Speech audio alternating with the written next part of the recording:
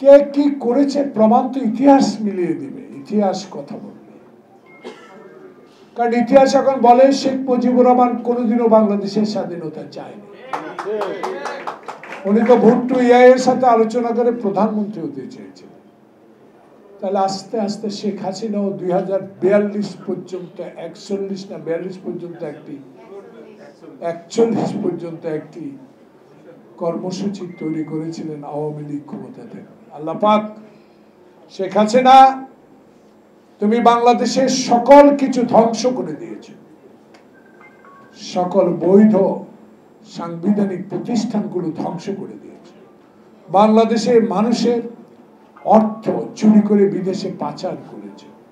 আজকে তোমার প্রেতাত্মারা, একটু আগে যে সকল বক্তা বলেছেন, সে প্রেতাত্মারা এখনো বাংলাদেশে চলমান যে সরকার, অন্তর্বর্তীকালে যে সরকার ছাত্র জনতা রক্তের বিনিময়ে অর্জিত হয়েছে, সেই সরকারকে অস্থিতিশীল করার জন্য এখনো বহাল তবিয়তে আছেন কেন, এই প্রশ্নটা জনগণ বলা শুরু করেছে।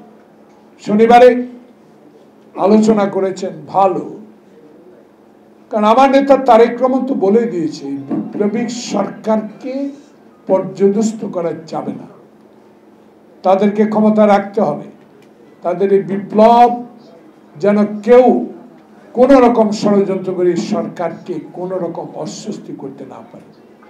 তাই বলে কি 2 মাস 2 দিন অতিবাহিত হলো, আমার থেকে বামে একজন মুক্তিযোদ্ধা, একটা উদাহরণ দিই, শেখ হাসিনার বান্ধবী এখনো মুক্তিযোদ্ধা মন্ত্রণালয়ের সচিব, এখান থেকে 200 গজ দূরে বামে এখনো অফিস করে।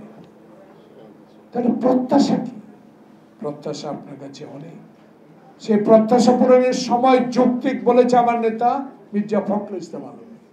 সেই যৌক্তিক সময় এই নয় যে আওয়ামী লীগের সকল প্রেতাত্মা আবার পুনঃভাবে সকল পদে বসে যাবে। এটা আপনাকে খুঁজে বের করতে হবে, খুঁজে বের করা প্রয়োজন। কারণ একটি হাসিনা কিন্তু খুব দূরে না, খুব কাছে। তার কথাবার্তা ইদানিং আরেকটা রেকর্ড আমরা সামাজিক যোগাযোগের মাধ্যমে দেখতে পেয়েছি। এইসব কথাবার্তা মনে হচ্ছে যে হাসিনা এখনো বাংলাদেশের ক্ষমতায় আসার জন্য আরেকটি ষড়যন্ত্র শুরু করেছে। তাই এখানে বক্তাদের কথার সাথে জনগণের কথা এক, আওয়ামী লীগকে নিষিদ্ধ করতেই হবে। কারণ আওয়ামী লীগ আমার চৌধুরী আলমকে ফেরত দেয় নাই, আওয়ামী লীগ আমার ইলিয়াস আলীকে এখনো ফেরত দেয় নাই। তারা কোথায় রেখেছে তাকে কোনো উত্তর আমরা আজও পাইনি। তাই সন্ত্রাসী দলকে বাংলাদেশে রাজনীতি করতে দিলে বাংলাদেশে আরো 20 বছর পিছিয়ে যাবে। তাই আমি মনে করি, জনগণ মনে করে, জনগণের প্রত্যাশা আপনার কাছে। 2 মাস 2 দিন গেল, এখনো আপনার কর্মের প্রতি মানুষের সমর্থন থাকলেও, আপনার প্রতি কোনো অসন্তোষ না থাকলেও মানুষ বলা শুরু করেছে আপনি এখনো 2 মাস 2 দিনে পরিষ্কার করা শুরু করতে পারেন নাই। তাই আজকে আমরা এই কথা বলি, আমরা বলবো সবসময় যে আমার নেতা তারেক রহমান বলেছে বাংলাদেশে প্রথম দরকার নির্বাচন কমিশনকে সংস্কার করা। কারণ জনপ্রতিনিধি ছাড়া জনগণের সকল ক্ষমতা, জনগণের যে নির্বাচিত সরকার, সেই সরকারের ক্ষমতা বলেই অন্যান্য সংস্কারগুলো করা হোক, এটাই জনগণের দাবি। আপনারা বসে সংস্কার করেন, নিষেধ নাই, কিন্তু এই সংস্কারের সময় কতদিন যাবে? আমরা 111 দেখেছি, আমরা মির্জা কি নাম 111 মঈনুদ্দিন ফখরুদ্দিনকে দেখেছি। আবার যেন আরেকটি চক্র কাজ করে আপনার এই অন্তর্বর্তী সরকারকে ষড়যন্ত্রের শিকার না হতে হয়, সেই দিকে আপনাকে সর্বক্ষণ নজর রাখতে হবে। কারণ এরা এখনো সেনাবাহিনী আছেন মাঠে, আমরা স্বাগত জানিয়েছি, কিন্তু অস্ত্র উদ্ধার, বাংলাদেশে ছাত্রলীগ যুবলীগের কাছে যত অস্ত্র আছে, আধুনিক অস্ত্র, সে অস্ত্র বাংলাদেশে আওয়ামী আমলের সময় যেই সকল ওসিগুলা থানায় দায়িত্ব ছিল তাদেরকে ডেকে জিজ্ঞাসা করেন, তারা নাম বলে দিতে পারবে, বাড়ির নাম বলে দিতে পারবে, বাপের নাম বলে দিতে পারবে, অস্ত্র কোথায় আছে সেটাও বলে দিতে পারবে। তাদেরকে বলেন লিস্টটা দিতে, সেনাবাহিনী লাগবে না, সেনাবাহিনীকে মাঠে নামানো লাগবে না, তারাই যথেষ্ট। তাদেরকে বলেন চাকরিতে থাকতে হলে অস্ত্রধারীদের নাম, অস্ত্রগুলা কোথায় আছে ফেরত দেওয়ার ব্যবস্থা করো। এই কাজগুলো তো আগে করতে হবে, অস্ত্র উদ্ধার করতে হবে। সংবিধান প্রতিষ্ঠানগুলো ধ্বংস করে দিয়েছে। বিচার বিভাগ ইনশাল্লাহ আস্তে আস্তে ভালো দিকে যাচ্ছে। 30 জন বিচারক এখনো আছে, সে বিষয়েও সরকার চিন্তা করা উচিত। তাই আমি মনে করি যে একটা যৌক্তিক সময়ের মধ্যে একটা নির্বাচনের রোড ম্যাপ দেওয়া উচিত। কারণ এই রোড ম্যাপ দিলেই জনগণ বিশ্বাস করবে এটা 111-এর সরকার নয়, এটা ছাত্র জনতার রক্তের বিনিময়ে অর্জিত সরকার। তাই আপনাদের বিশ্বাসটা আনতে হবে জনগণের কাছে। সেই বিশ্বাসটা আনতে হলে সকল আন্দোলনরত রাজনৈতিক দলের সাথে যেভাবে আলোচনা করছেন, তাদের আলোচনা, তাদের সুপারিশ মোতাবেক দেশে একটি নির্বাচনের তারিখ ঘোষণা করা উচিত। এটাই জনগণের প্রত্যাশা, এটাই জনগণ বলা শুরু করেছে। তাই আমি মনে করি বাংলাদেশ জাতীয়তাবাদী নেতা তারেক রহমান স্পষ্ট বলে দিয়েছে, আমি এমন একটি নির্বাচন চাই যে নির্বাচনে রশি টানিয়ে 1991 সালে বেগম খালেদা জিয়া প্রধানমন্ত্রী হয়েছিলেন।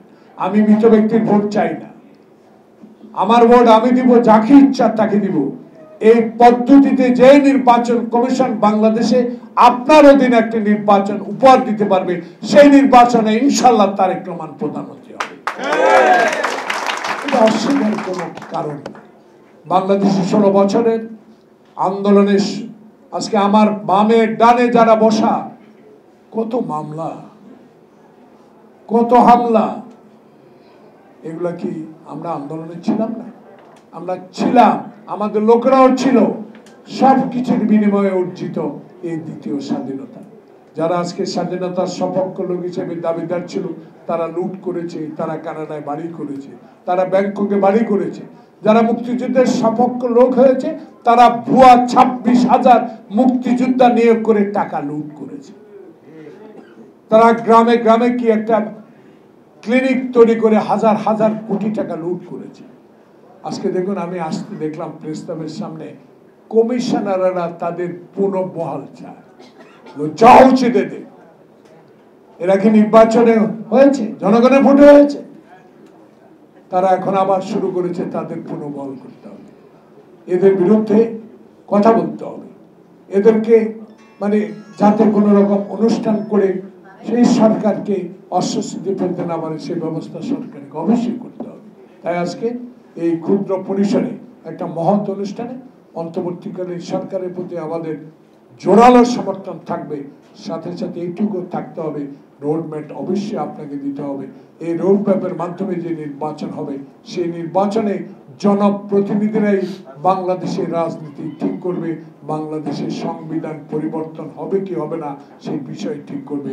তাই আজকে সংস্কারের প্রতি আমাদের সমর্থন আছে, কিন্তু সব বিষয়ে সংস্কার করতে গেলে সময় ক্ষেপণ হবে বলে জনগণ মনে করে, আমিও মনে করি। তাই আজকে আমাদের দলের নেতা তারেক রহমানের নির্দেশ মোতাবেক আমরা আছি গ্রামে। আজকে একটি কথা বলেই শেষ করতে চাই। শেখ হাসিনা 3 দিন আগে বলেছিল পদত্যাগে, যে আমি যদি চলে যাই আমার 1 কোটি আওয়ামী লীগকে এই বিএনপি জমাত হত্যা করবে। বুকে হাত দিয়ে বলেন তো, একটা আওয়ামী লীগ নেতার গায়ের উপর কোনো ইউনিয়নে, কোনো ওয়ার্ডে, কোনো গ্রামে, কোনো পৌরসভায়, কোনো বিভাগে, কোনো রাজধানীতে আমরা আমাদের নেতা কর্মীরা গায়ে হাত তুলেছি? বরঞ্চ আমাদের লোকের উপর আক্রমণ করেছে। গোপালগঞ্জে যেইভাবে আমাদের জিলানির উপর আক্রমণ করেছে, ইতিহাস তার বাবার কবর জিয়ারত করবে সেখানে পর্যন্ত যেতে দেওয়া হয়। তাই আমরা আজকে মনে করতে চাই, সকল কিছুর ঊর্ধ্বে থেকেই আমরা ডক্টর ইউনূস আপনাকে শুধু মনে করিয়ে দিতে চাই, আপনাকেও কম সমস্যায় এই শেখ হাসিনা ফেলে নেয়। 14 তলা পর্যন্ত পায়ে হেঁটে আপনি কোর্টে হাজিরা দিয়েছেন। শেখ সেলিমের বক্তব্য আজকেও দেখতেছিলাম, কি ভাষায় আপনাকে কথা বলেছে। কেন এখনো তারা গ্রেপ্তার হয় না? কেন তারা এখনো গ্রেপ্তার হয় না? কোথায় হারুন বিপ্লব মেহেদী, যারা আমার বিএনপি অফিস তছনছ করে ভেঙে আমার নেতাদেরকে গ্রেপ্তার করেছে, অস্ত্র বাইরে থেকে এনে, বোমা বাইরে থেকে এনে যারা ব্যাগে করে মামলা দায়ের করেছে, আমি আমেরিকায় ছিলাম, আমার নামে পর্যন্ত মামলা হয়েছে, আজকে তারা কোথায়? কেন আইনের আওতায় তারা আনা হচ্ছে না? তাই আজকে জনগণ প্রত্যাশা করে অবৈধ এমপি যারা 96 সাল থেকে 2024 সাল পর্যন্ত অবৈধ সম্পদের মালিক হয়েছে, তাদেরকে আইনের আওতায় এনে বিচারের আওতায় আনা হোক। শেষ একটি দাবি করছি, অবিলম্বে ভারতের কাছে দাবি আপনার কাছে আছে, দয়া করে হস্তান্তর করুন, কারণ আপনার সাথে বন্দি বিনিময় চুক্তি আছে। অনতিবিলম্বে সরকার, অন্তর্বর্তী সরকারের দাবি জানাবো, শেখ হাসিনাকে বাংলাদেশে ফেরত আনে একটা উদাহরণ সৃষ্টি করুন। সবাইকে ধন্যবাদ। আসসালামু আলাইকুম।